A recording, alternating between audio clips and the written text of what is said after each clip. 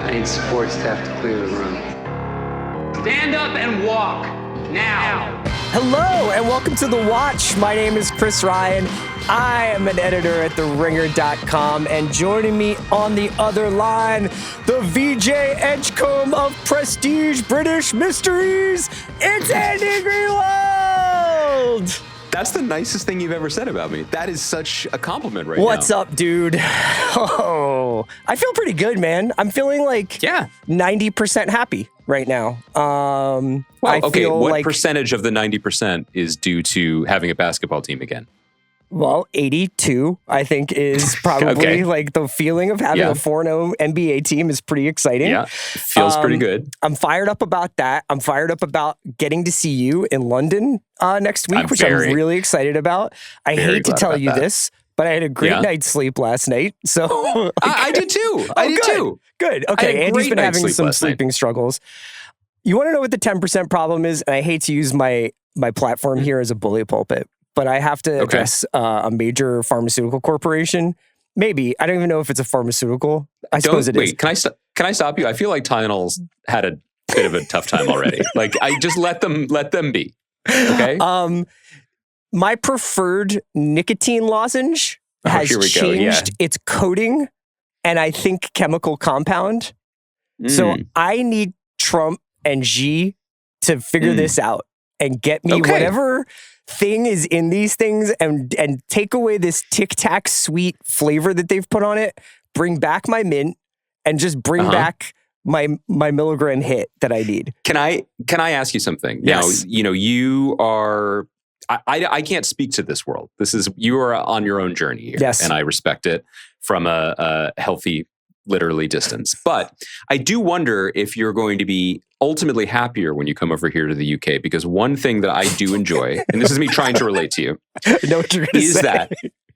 Well, no, it's going to be about Doritos. Oh, okay. Like, I don't know if we've talked about this, but no, the fact that literally everyone here just exhales candy apple smoke from all sorts of USB devices into your face, no matter where you're standing at any time, whether you're inside or outside. Like watermelon bubble yum flavor vapes, It's so crazy. No, it's not that. It's that, so here, if you get a bag of like Cool Ranch Doritos, as one might, they don't taste like Cool Ranch Doritos do at home because due to, I don't know, laws, they can't put in the chemicals that they put into our Doritos, and they kind of zhuzh it up a little bit. But at first, it's very weird because it doesn't taste like it's supposed to. In fact, it just tastes about 60% less taste. And it's like vaguely like there's milk or dairy in it. And then you start to realize like, oh, I am Neo in the Matrix. Like, I've just never used my taste buds before. This is pretty nice. So I'm wondering if you come over here and you start popping nicotine candies or whatever they are,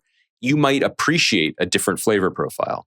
Do you know what I mean? Like, it might be more natural. To me, the 60% that you're talking about, that flavor that we Americans bring to the table, that's why we won World War II, you know? It's really true. It's really true. Do you know, I mean, I've heard it said 3 different ways by 3 different people about what they like about Americans. Yeah. And sometimes I don't think they mean it, but they're all basically saying the same thing. I've heard it phrased as enthusiasm. Yeah. I've heard it phrased as confidence. And I've heard it phrased as self-esteem. And maybe that's the cooler ranch that we But don't they know that Americans are all dying on the inside and crippled with like anxiety and emotional distress? Yeah, I've been proving that to them for the last 4 weeks. I feel like when I'm on my on the verge of going to England, I always have to do a few kind of meditative self sessions and just be like, take it down 10%, man. Because I think I'm always on microphone, but also my natural personality is pretty effusive and Do you remember the story? Like, I was in... you just can't say, what's up, man, to anyone in England. The problem is, I think New Yorkers do better because when we were New Yorkers, we were like many New Yorkers, which is just basically just about our business, like moving between places. Yeah.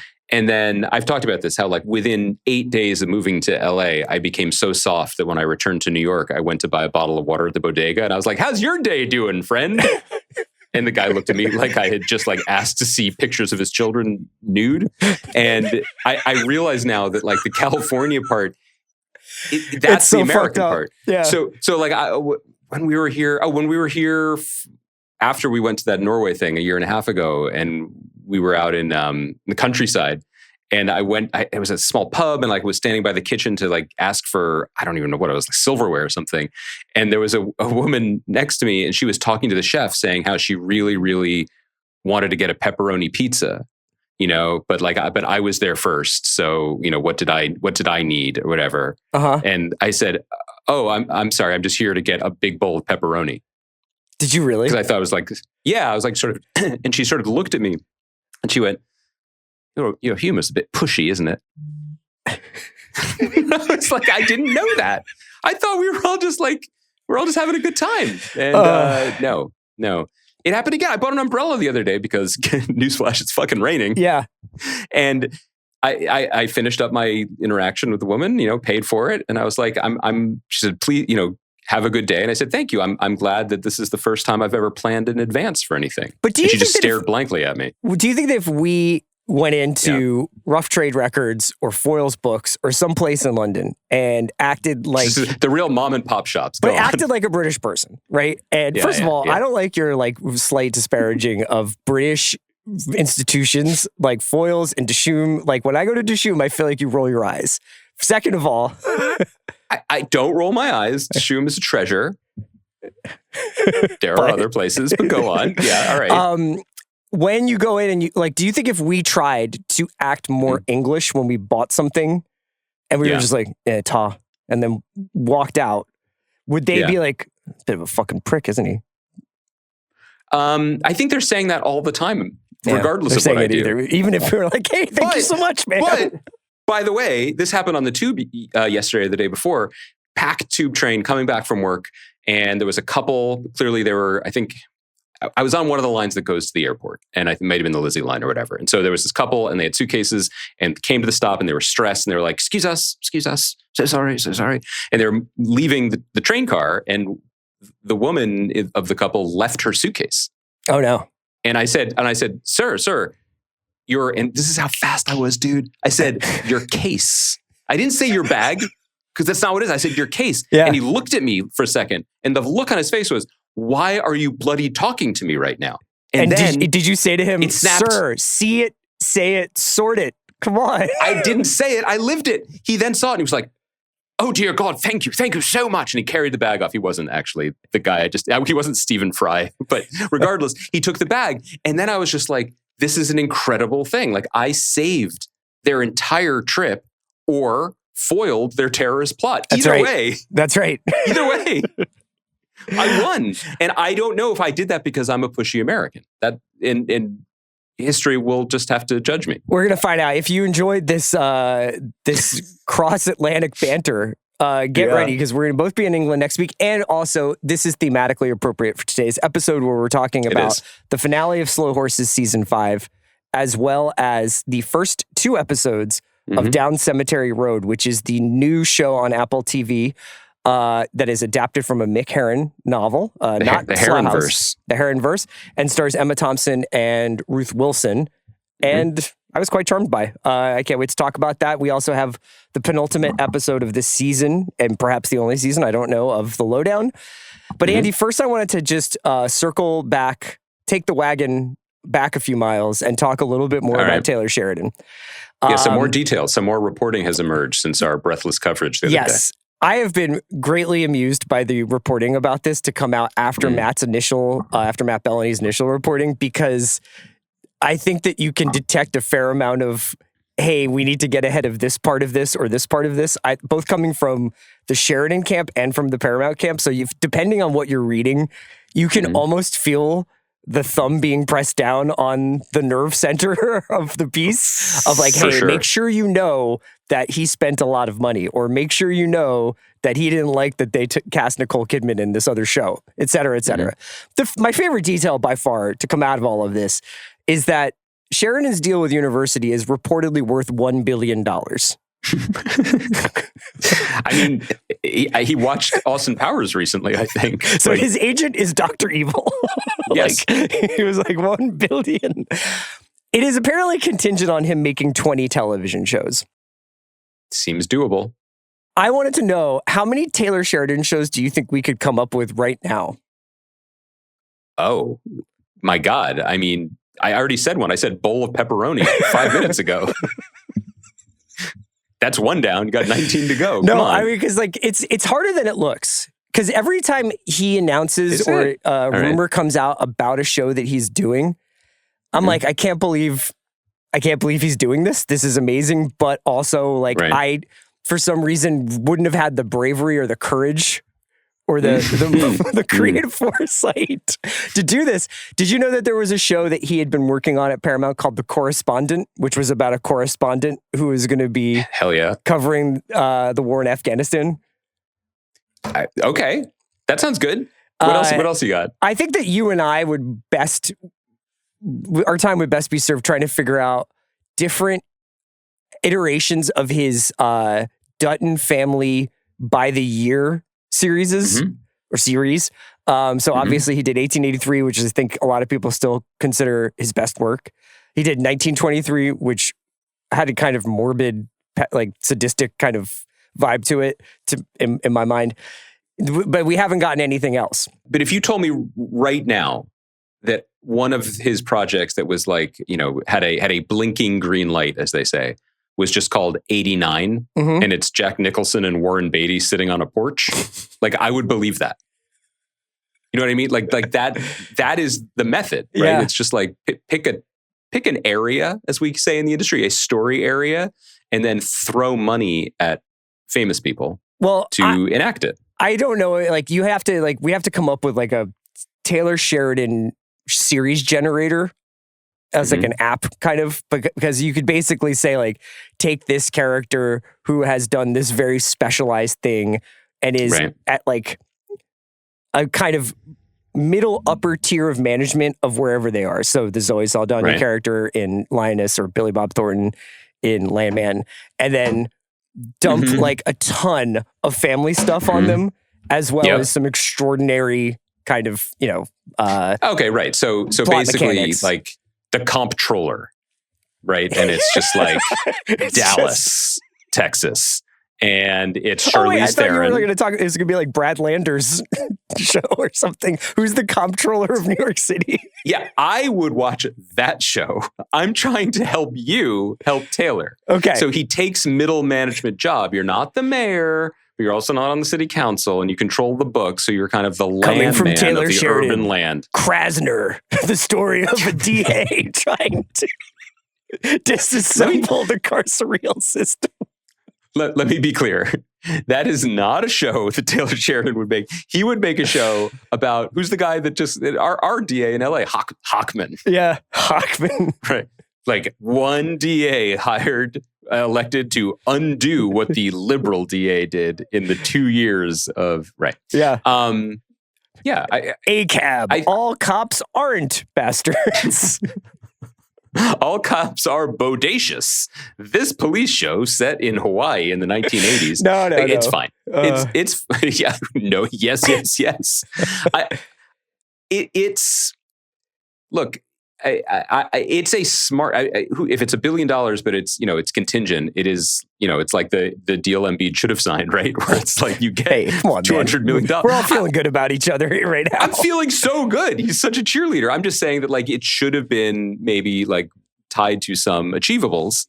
And if he can deliver what he has delivered in the past, then like the amount of money that he has made for Paramount is outrageous. It kind of makes sense. I also think, and we said a little bit about this the other day, that like you don't throw these deals to people who are good at making one show. You throw these deals to people who are good at making many shows that are clearly one show.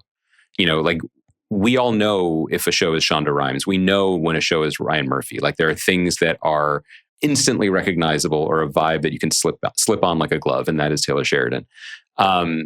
The details that I feel like we didn't hit on, in addition to the potential price tag, one was the sense, and this is, as you said, clearly coming from the Ellison camp, that it seemed like because he doesn't take notes from anyone, and because there was a change of regime, that whoever had been in possession of the rubber stamps had perhaps left the company. Chris McCarthy and he didn't, was one of those people. Right. Yes, right. And that the other thing with the Nicole Kidman piece was that maybe the Lioness, the late renewal was kind of like a, here, look, let's fix this for you kind of renewal, which I feel like you should take personally, because Lionesses don't need your charity. The last and biggest thing that I don't know if we articulated clearly on Monday, though, was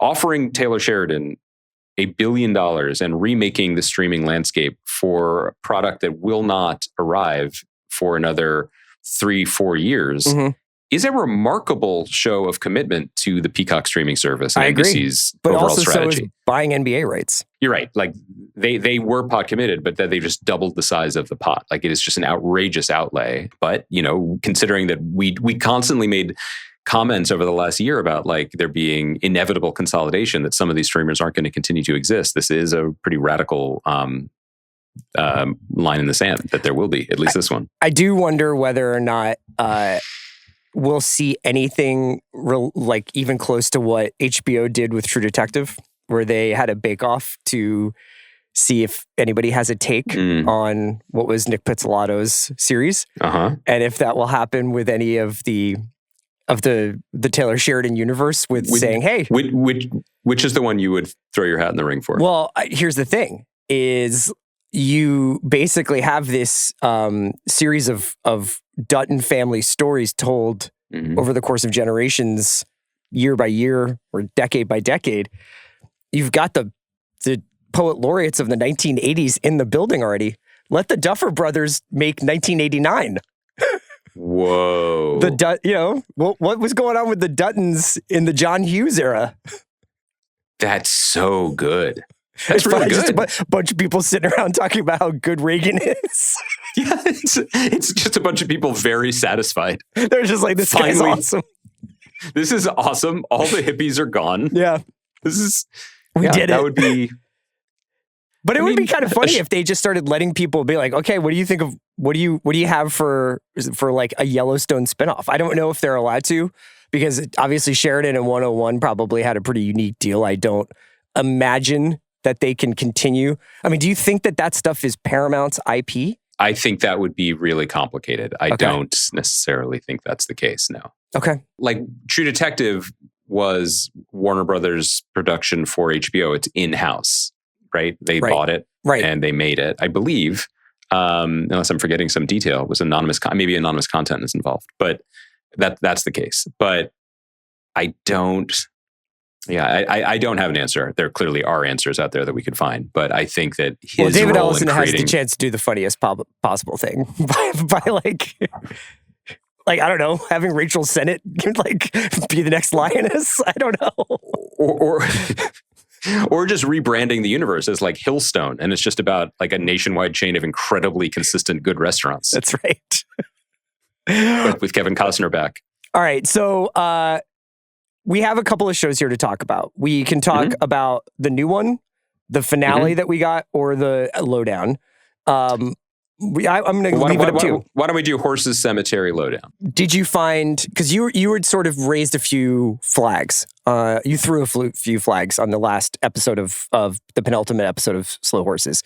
Did you find this to be a satisfying conclusion? I thought it was an enjoyable conclusion to an enjoyable season of television that did not necessarily do anything for my investment in the series. It has kept me at arm's length for this entire season, and that didn't really change up until the very last frame of the season, which I thought was both was clever and hinted at both a past and a potential future for the show. So spoilers for the finale of Slow Horses, but you're referring to the shot of Jackson Lamb's burned feet, correct? It's just, I mean, first of all, usually, like, you have to pay more to get celebrity feet like that, and what a relief, what a release. We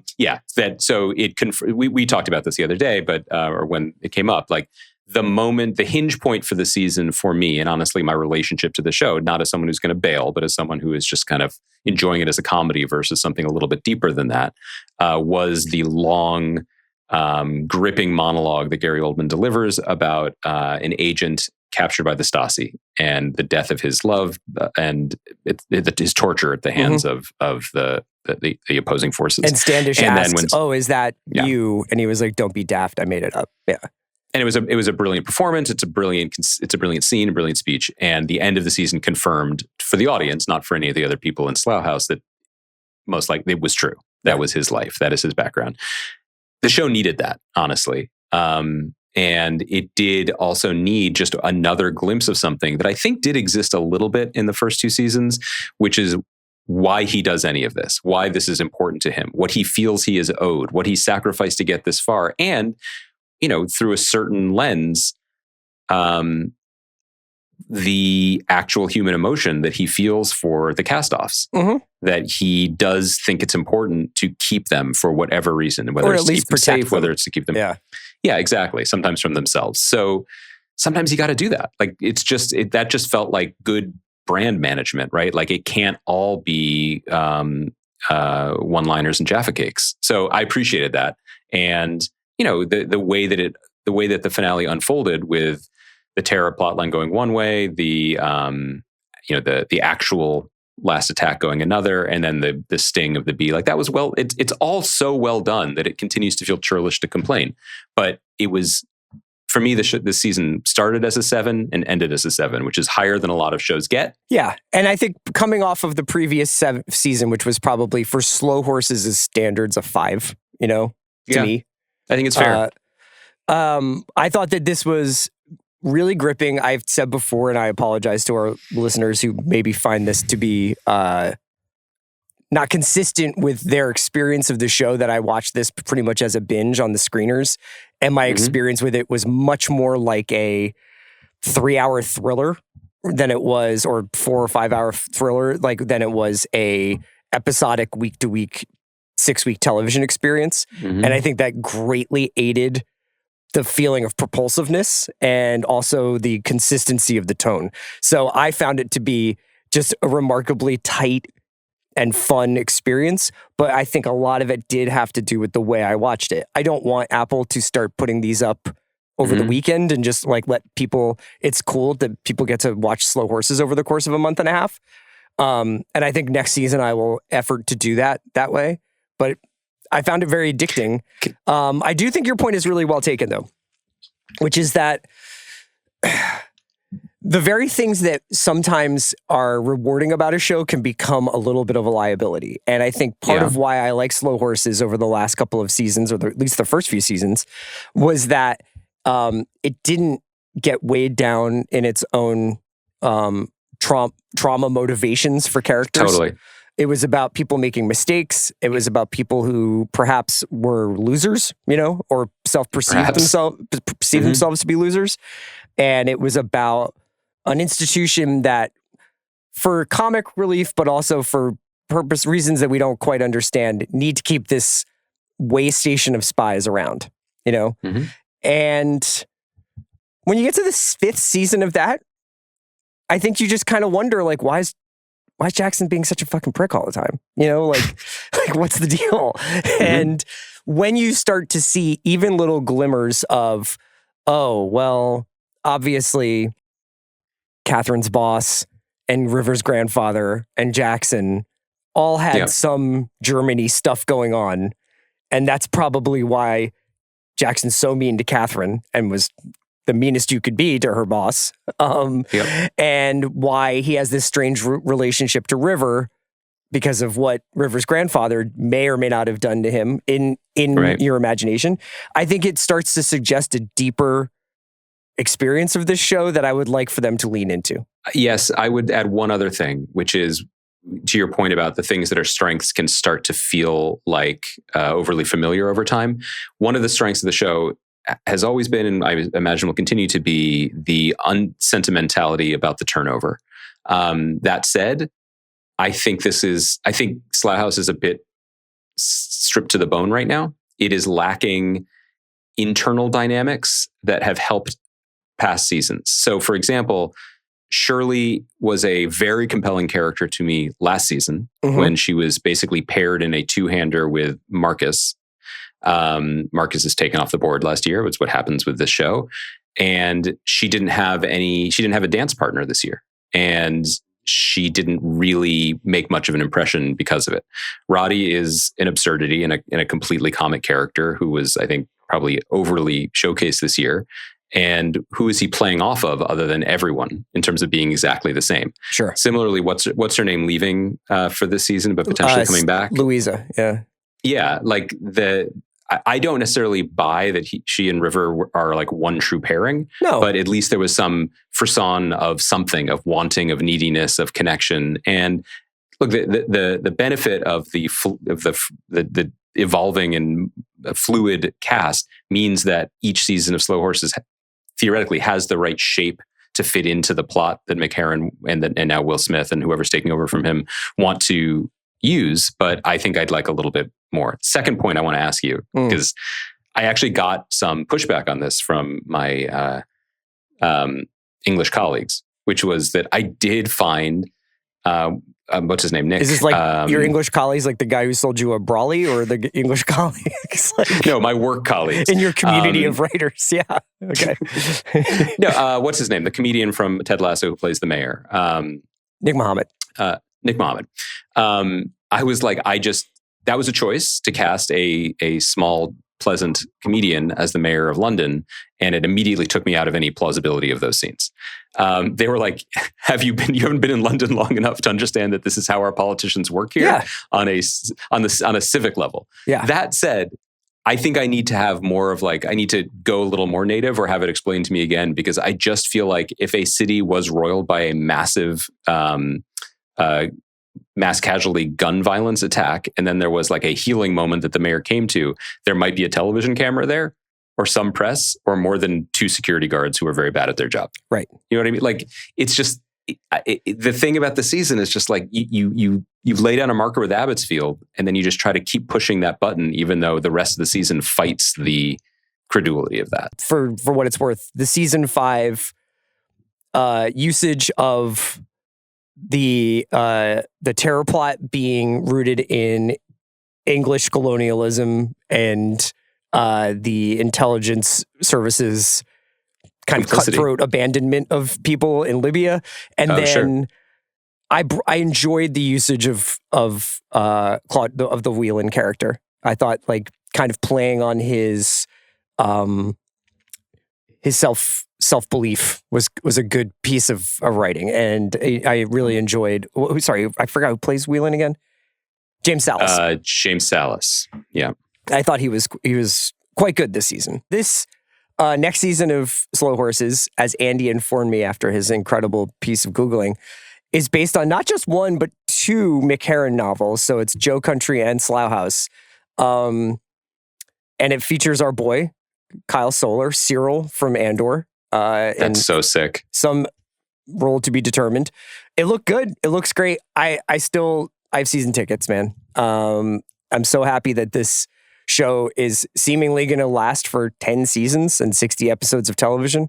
And I will be curious to see going forward whether they just reset the clock and say, here's another zany adventure of these people who don't really want to be in Slough House but can't leave, or if they continue to pull at the threads that were shown in the last frame of season 5, River's seemingly like commitment to leaving, et cetera, et cetera. One thing that I liked about the trailer, other than the fact that, God damn it, there's a trailer for the next season.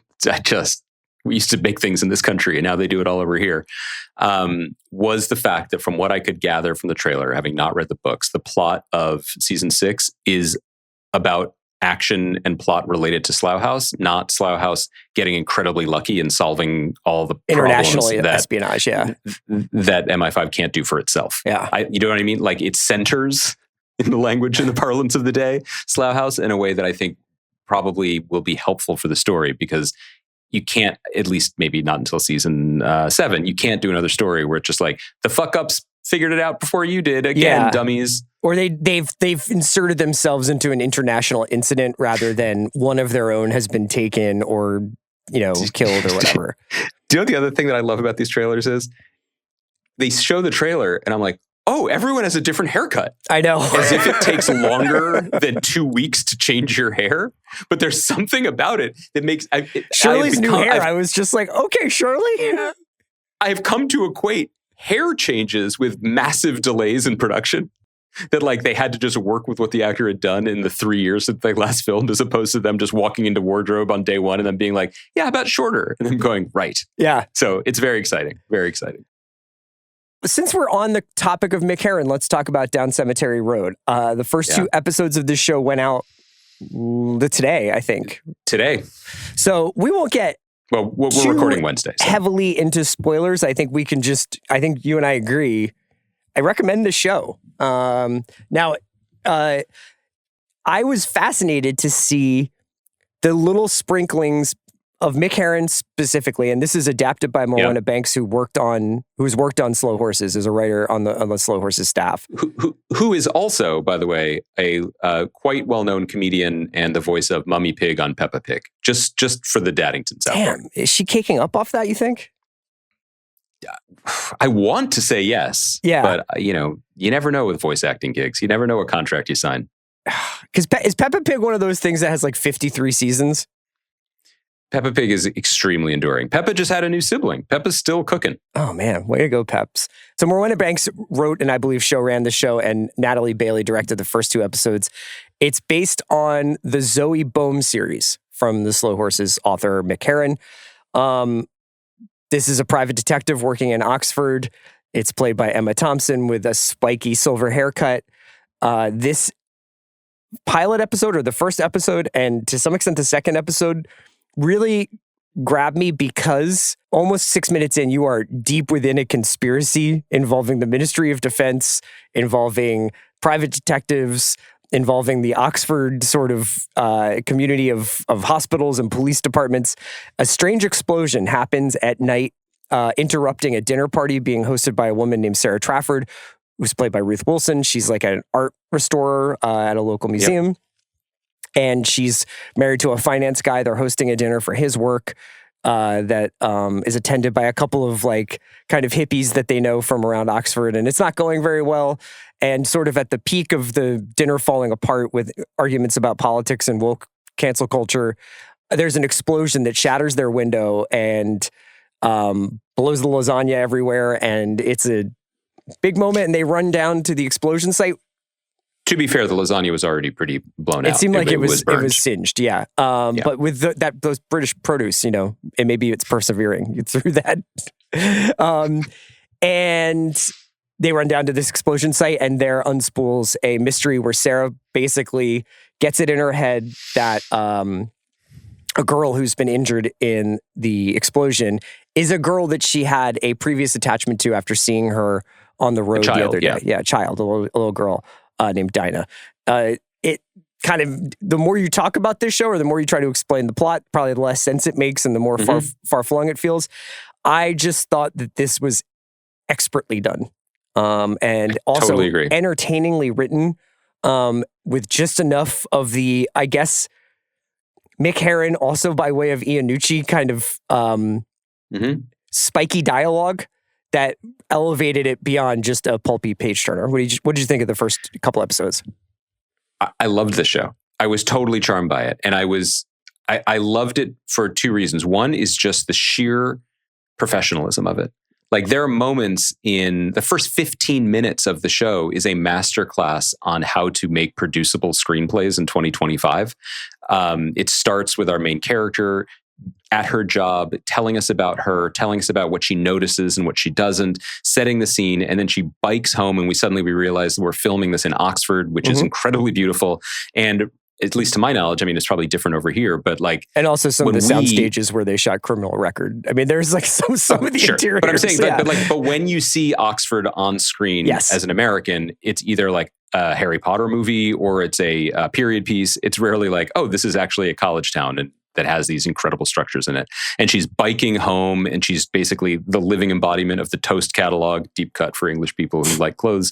And there's a pop song playing, and she has this interaction with a child that is clearly significant. And then she has a fraught conversation with her husband. And it is incredibly formulaic, and it is incredibly successful at introducing us to the world, this main character, and then literally blowing it all up. So it is the best case scenario of like, let's get exceptional high-level actors, let's get a beautiful location, and let's really, really give people a chance to get involved before we start spinning the wheels of a larger mystery. So I really liked all that. But beyond that, what I loved is, and this is why I kind of wanted to talk about this second to Slow Horses, is that it almost feels like, now I have not read these books, and I've read some light commentary about them that even suggests that so far this show is more successful than the books, that a few changes have been made. I can't speak to that. But it does feel to me almost like a direct response to not necessarily my individual criticism of Slow Horses, but McCarran was like, I don't think so. No, I mean the makers of the show, because what this show has is the wit and the verve and the professionalism of Slow Horses, and McCarran is just like a master level plotter. But it does have a really strong heartbeat of emotion and humanity centered in the performances of Ruth Wilson as Sarah, and then Emma Thompson as Zoe, who, because of who she is and how we meet her, is Jackson Lamb-ish. But has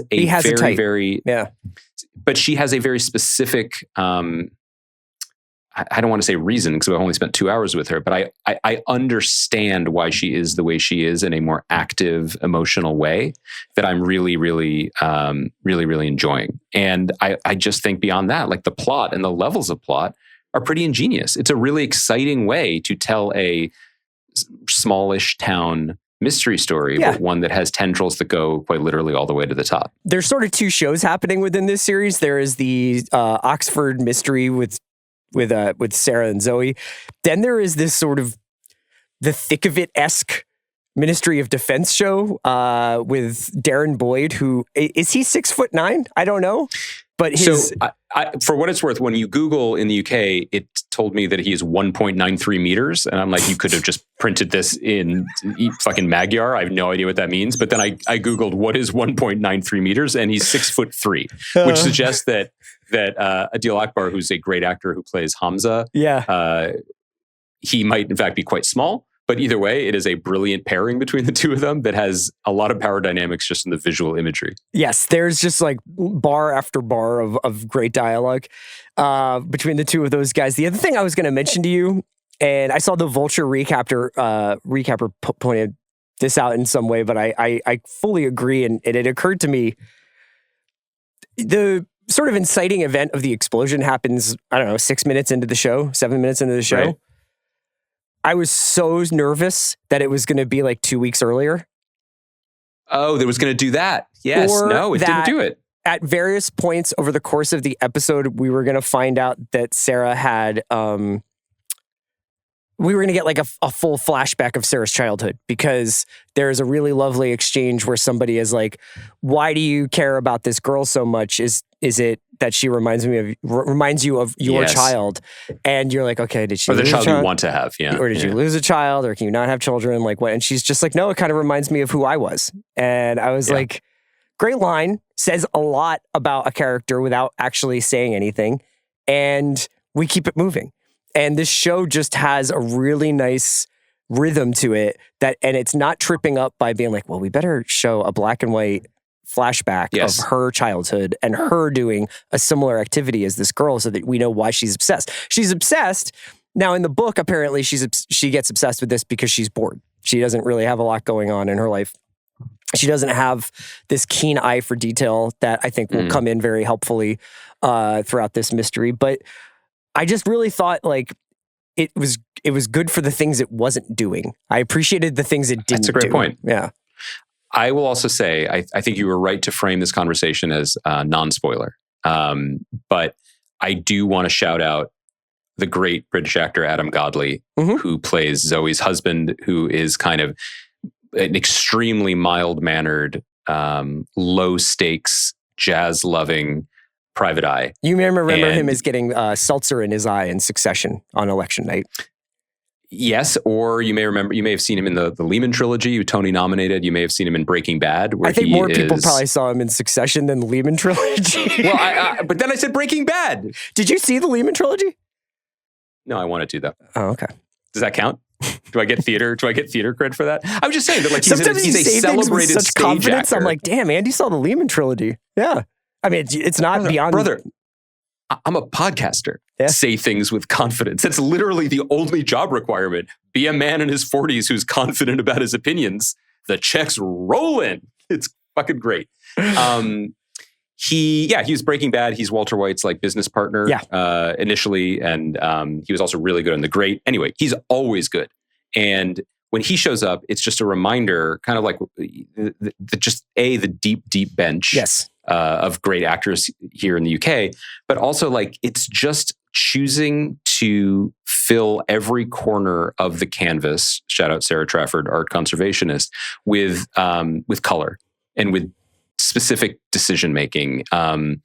Also, I'm just going to say, if there was ever, I don't know if Apple's listening or if McHarren's listening, like The Adventures of a Mild-Mannered, Jazz-Loving, Openly Jewish Private Investigator in Oxford, like that's a spinoff that I'd watch. I don't, again, I might have to fit it in between.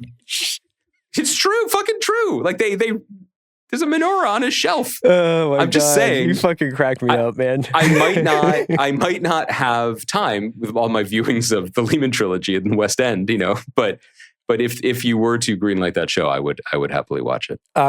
Okay. That's a glowing review of Down Cemetery Road. We'll revisit that. It's really good. It's really good. It's actually a show. Good. I'm having a marital argument because my wife saves a lot of shows to watch with her mother. And they like her mother-in-law. Hi, Eileen. She sometimes listens. I love you. She burns through British mysteries at an absolutely amazing pace. And so whenever I have a British mystery that I'm like, oh, this is really good, we'd enjoy this, to my wife, she's like, great, I'll watch it with mom. Don't you think, so the argument is ongoing, or? I mean, I've lost. I will not be, I have to watch Down Cemetery Road on my own time. Like, it is kind of, again, like one of the nice things, I know people have different opinions about it, but like one of the nice things about, from my perspective as an outsider about the UK, is that there's just like some institutionalized state-run things that are good, like the NHS or whatever. Like, I feel like it seems like McHarren television shows are providing a similar service for the great British actors of our time as they age out of Star Trek villain roles or whatever the fuck they get offered in movies. Yeah. Because Emma Thompson, like, you and I are old enough to remember when Emma Thompson like flashed across our cinema screens like a comet in the late 80s, early 90s. And people were like, this is the greatest actor alive. Like, that is how she was considered. Yeah. I was rewatching the Kenneth Branagh Henry V the other day. Oh man, I was like, how'd that age? Fantastic. I mean, Henry V, pretty good. Yeah, pretty good. I remember seeing that at the Ritz. And so now she has a part where she can just be like, fuck it, let's go. I'm going to horse bath myself in this private investigator's office. Don't wash your face with this towel. That was really good. Great shit. We recommend this. Okay. Do you want to hit Lowdown penultimate episode? Yeah. The reason why I had said to Andy before we got on was like, well, we could combine this with the finale. Is that as penultimate episodes go, this was not exactly like The Wire third season one, like. Okay, that's fair. Which I am very interested in Sterling Harjo's execution of the mystery side of this, of the action side of this, because those are elements that, even though Reservation Dogs have played in different genres, that he had even said to us, or to me, like when I interviewed him and Ethan a couple weeks ago, he was like, that was hard. This was much more difficult than, like I can write people hanging out all day. Learning the mystery, learning the rhythms of a mystery, learning like when to turn, when to show, when to, give audience privilege versus what only the characters know. And so you go into this penultimate episode, which is called Tulsa Turnaround, which also could have been a pretty cool name for the show. It's written by Walter Mosley, who wrote Devil in a Blue Dress and the Easy Rawlins mysteries, and is one of the great crime writers of our lifetime, me and Andy's. And so I had pretty high expectations because penultimate episodes can be the knockout punch, and the finales can sometimes be the coda. And I felt like this was almost like the finale 1A. You know, it was like that next week will continue, and to the extent that there is a cliffhanger in this Lowdown episode that is obviously going to be picked up immediately from, I would hope, immediately in the finale. This one was a little shaggy for me. It felt like it was pushing a lot of players into an area of physical space so that a lot of the plot lines of the season could get resolved. Now, I still liked it. There are still several scenes in this that I thought were delightful or really compelling, including a fascinating or a fantastically executed opening few minutes of the two speeches being given. Yeah. But what did you make of the penultimate episode? Here's what I'll say. Inside of me, there are two wolves. And by wolves, I mean... openly Jewish and jazz-loving. Yes. Or two different flavors of pedantic TV critic recovering. One of them watches something like Down Cemetery Road and admires the precision, the professionalism, the efficacy of doing things by the book. We're going to, like I was describing the opening moments of that show. The other part of me loves a beautiful mess. And that's the jazz loving part, I guess. And if I like the players and I'm enjoying my time at the club, like you could play anything and I'm going to enjoy it for what it is.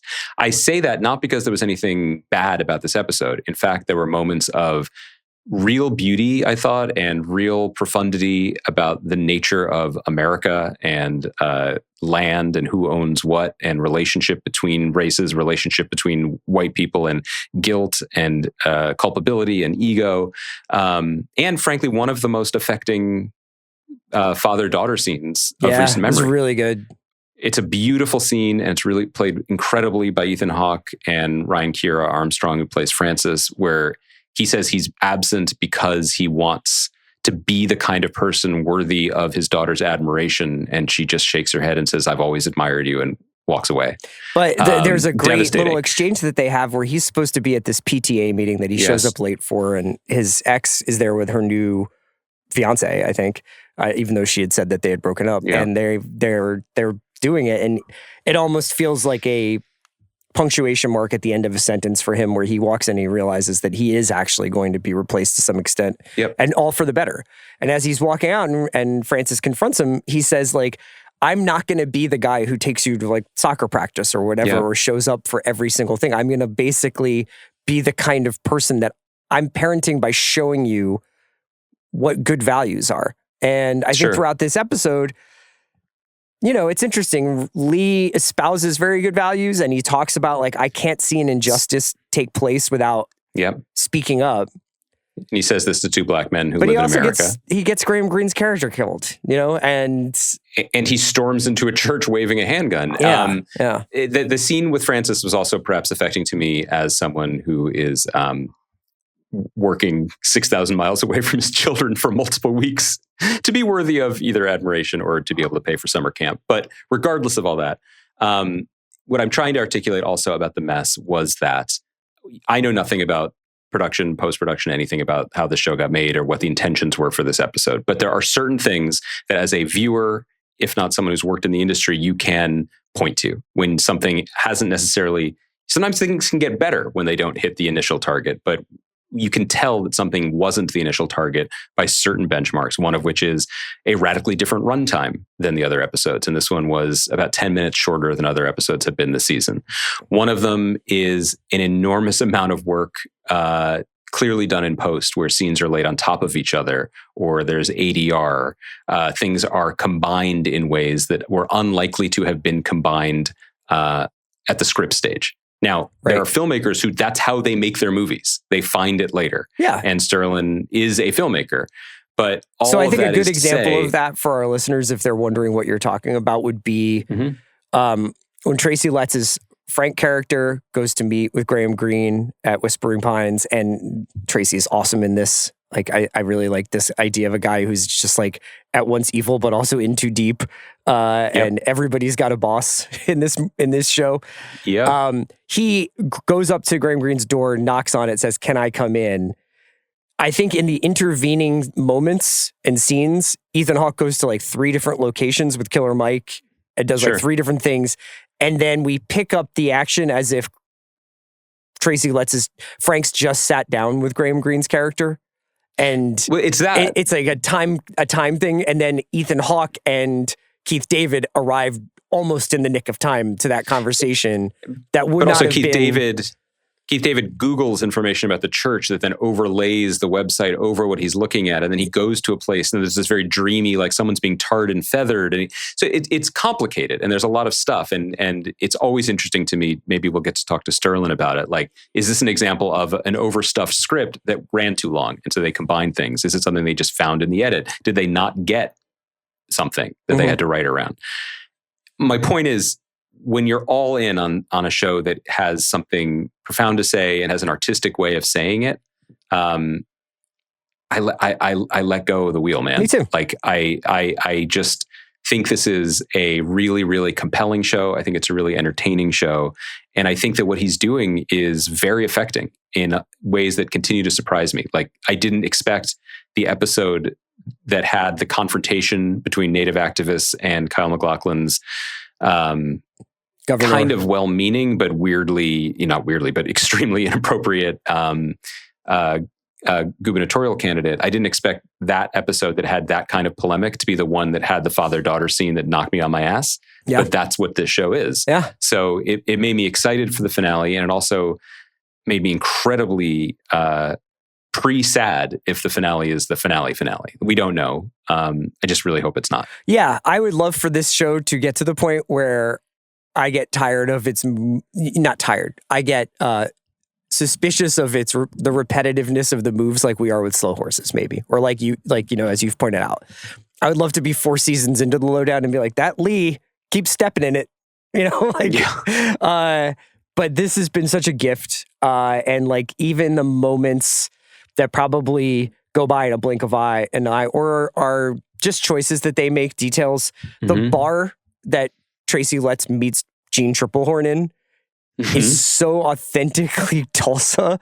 The way, and I've only been to Tulsa once, but I know that vibe of bar where it's broad daylight outside and you would not know it inside the bar because they have sealed all light from this place so that drinkers can feel like it's nighttime anytime. And it's just like those little things that it does are really, really effective to me. We can wrap it up there, man. I'm excited for the finale next week. How you feeling about your flight? You have the stuff preloaded on your iPad? Like, what's your strategy? I have a horse tranquilizer preloaded. I will be a slave, brother. Good for you. I'm excited. I can't wait to see you. We're going to have some shows next week. We might move the days around a little bit because we've got the Lowdown finale that we want to cover, but we've also got a brand new show from Vince Gilligan coming on Apple next week. Apple, just a show a week. Don't mind us. It's unbelievable. Who knows where they find the money, but they somehow continue as I look at my iPhone to see what time it is. Just like private investigator Zoe Baum, who does a lot of Googling. Oh, did you notice that art restorer Sarah Trafford, big AirPod fan? Yeah. Big AirPod fan. But we have Pluribus coming next Friday, and we have a great interview with Vince Gilligan that we're excited to share with folks about the first couple of episodes of Pluribus. So we got to figure out our days, but we'll be with you next week in some capacity. Andy, great to see you. Can't wait to see you in person.